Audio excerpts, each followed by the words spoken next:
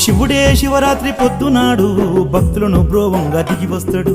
ఒక్క పొద్దులుండి గొలిసినోళ్ళ మొక్కులన్నీ శివుడు ఒప్పేస్తాడు.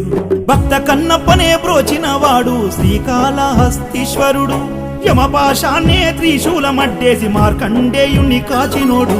రాజన్న రాజన్న యములాడ రాజన్న మల్లన్న మల్లన్న శ్రీశైల మల్లన్న.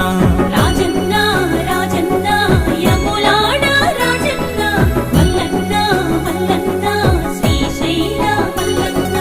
అమ్మయ్యను ఎరగనోడా సావు పుట్టుకలేనివాడా, మూడు కన్నుల శంకరయ్యా ముల్లోకాలేలే జంగమయ్యా.